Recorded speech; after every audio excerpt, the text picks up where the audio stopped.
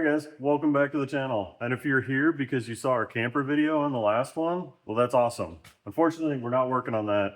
I do have big plans for the camper and it should be probably in the next video, maybe another one after. We're working through some things, we got some big plans, but it's gonna take a little bit of time to get what we need to do it. But that's going to happen very soon.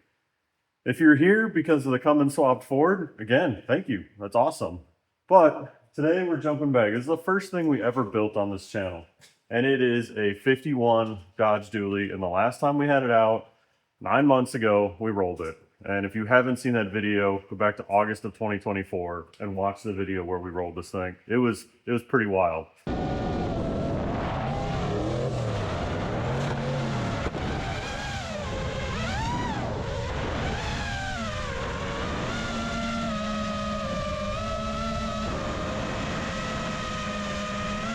Haven't touched it in 9 months. We got to get her fixed up because I want to go rip this thing again.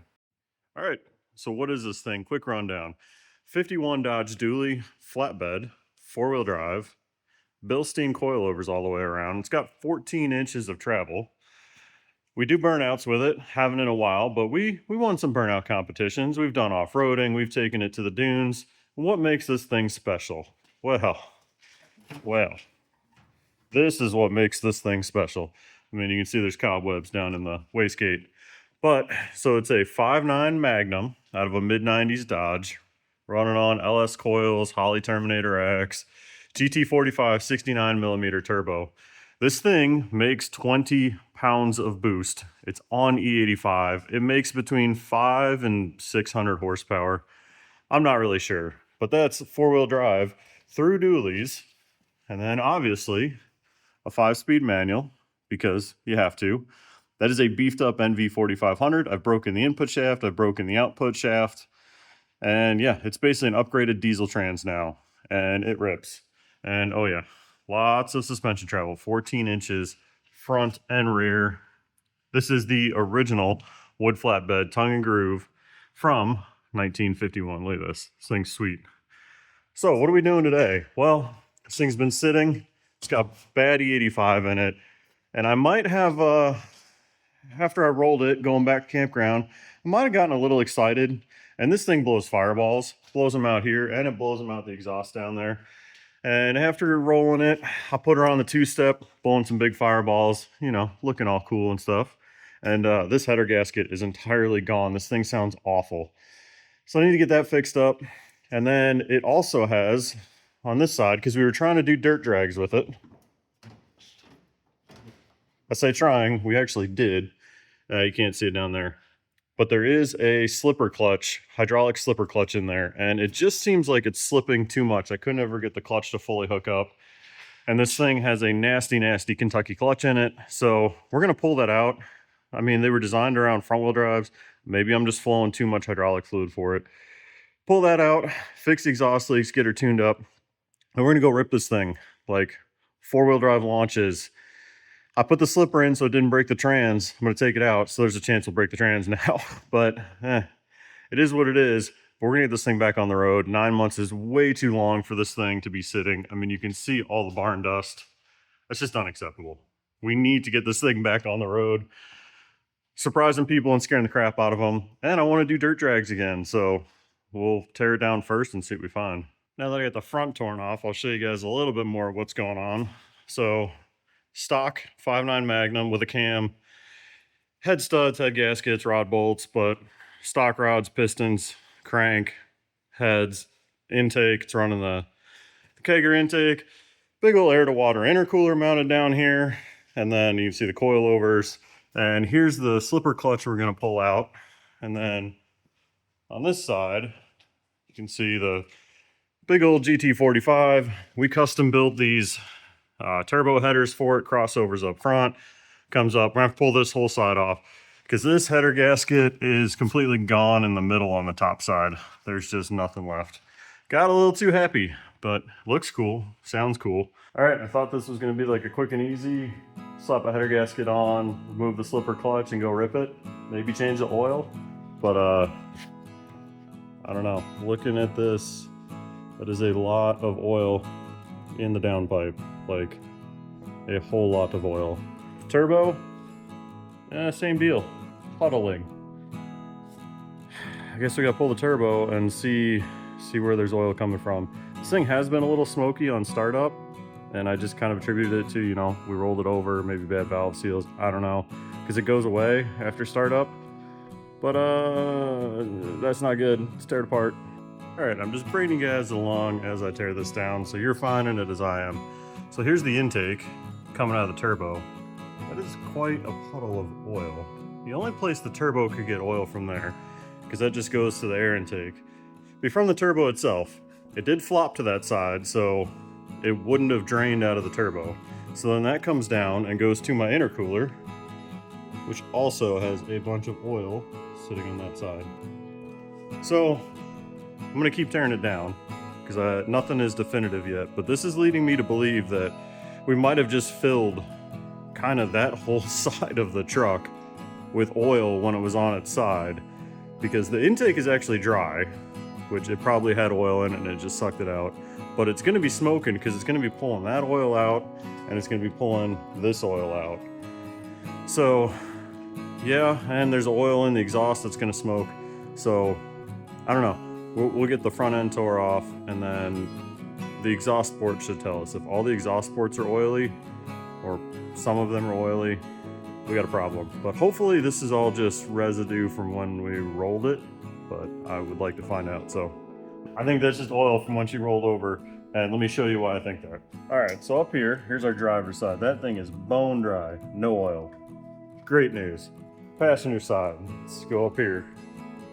She's dry. She's dry, she's dry, she's wet. Oh, right? I can get you in here.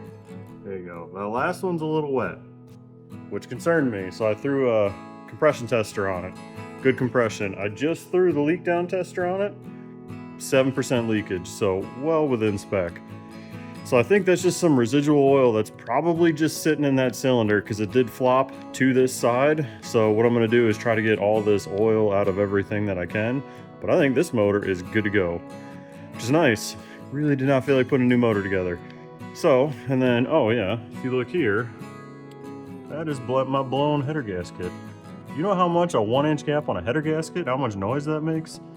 It was awful. So we're gonna clean that up, slap this thing back together. She's all back together. Time to go put some fresh E85 in this thing and see how it runs. Exhaust leak is fixed, and I disconnected the slipper clutch, so take this thing to town and get some fresh E85. You ready for your first ride since what, we rolled it? I guess so. It's crazy it's been that long. I know, this thing's been sitting in the barn for 9 months. Like, gotta see if I remember how to drive it. Yeah, it's a lot different than before. Yeah, just moving it up here it was, but oh, I gotta shut your door because, you know, that's what, oh, this door handle doesn't work anymore. Can you open it? All right. There you go. You're safe. I hope.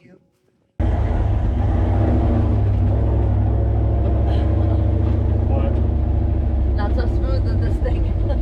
I don't have a turn signal thing anymore. It broke off when we rolled it. Oh yeah, I forgot about that.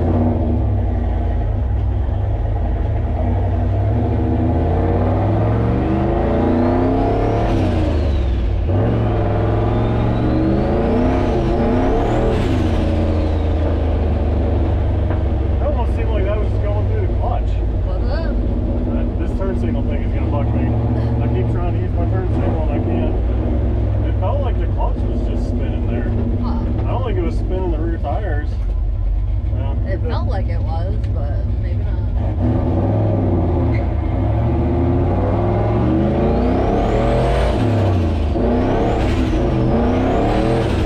That's the clutch.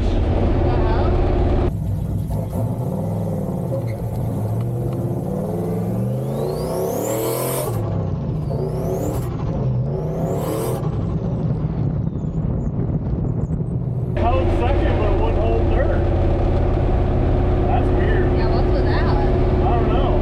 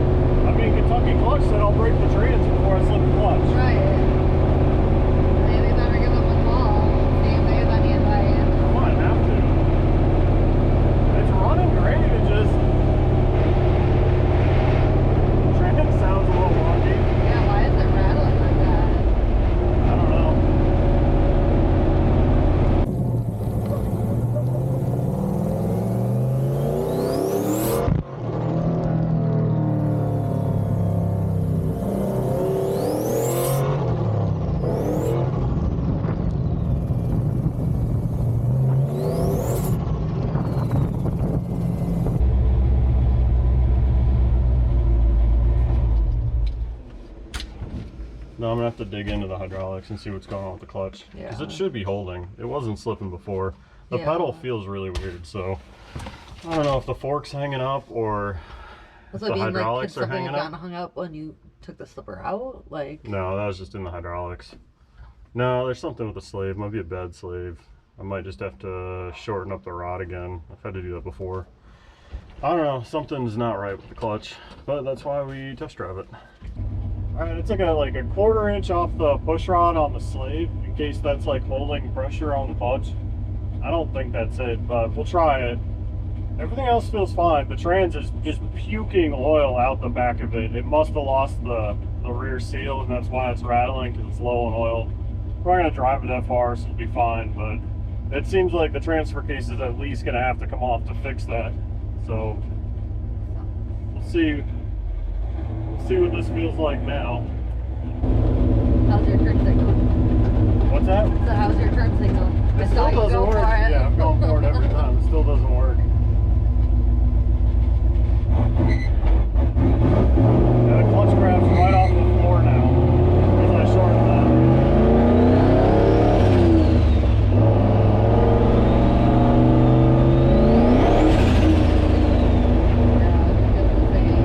Yeah, just immediately.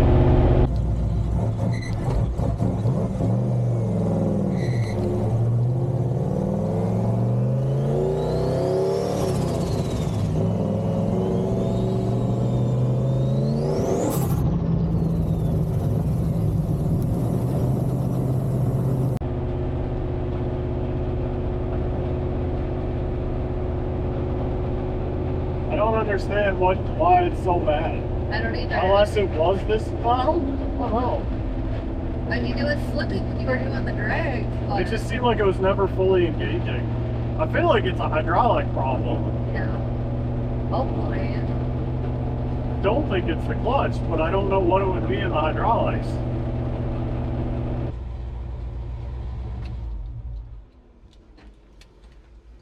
All right, I guess I'll pull the hydraulics out and see if there's anything weird there, because that's kind of what it feels like, but I don't know.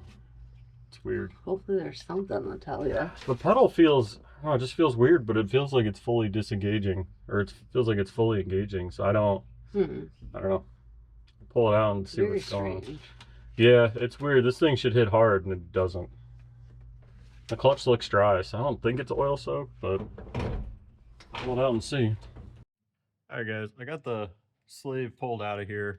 That all seems fine. I really don't think that's my problem. But if you look at that puddle right there, that's where I parked it the first time. Here's the second time. The truck's been sitting here for about 10 minutes. And you can see she is, I mean, it is running out the back of the trans. It's just dripping. So I really don't know what's going on. I don't think it's hydraulics. I don't think that's why it's slipping. I think it's just the clutch. I don't know if I broke something. It is kind of random that the trans starts pouring oil out the back. This thing's always had a little bit of a leak, but it has never done this. Like, and it sounds really bad. I don't know. I hope I didn't break anything internal. I don't know how that would cause it to act like the clutch is slipping. That makes no sense. She might be right. This might just be another time where two things went wrong at the exact same time. Kind of seems unlikely, but I don't know. I think I'm just going to have to pull this out before it gets worse. Because if that clutch is okay, I don't want to keep slipping it. Although I guess I still don't even know if it's slipping. I don't know. This is very confusing. Well, this sucks. This is not how I wanted this video to end. I wanted it to be that we actually got this thing to launch, because it's been fighting me for years now on getting this thing to launch in four-wheel drive.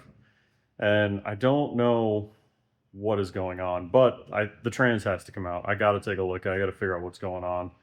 So unfortunately, that's where this video is going to end, because I don't have time right now to rip the trans out of it. I have another project, which you'll see in the next video. So unfortunately, this thing's going to sit again, but not for 9 months, maybe a couple weeks, but we're going to tear into it. We're going to get it fixed. This thing is going to launch, but it's at least out. It runs phenomenal. Engine's doing great. I didn't really watch, but it feels like it's still making 20 pounds boost. All my smoking issue, that's all gone. She's cleared up. The engine's happy, which has always been my problem, is I kill these engines because I just push them way too hard. But the engine's happy. Now I've got transit clutch problems. It's what happens when you try to shove this much power through something like this. So, but yeah, next video is going to be on the camper, and then this thing's going to come back sometime after because I'm tired of it sitting. I need to drive it. Thanks for watching.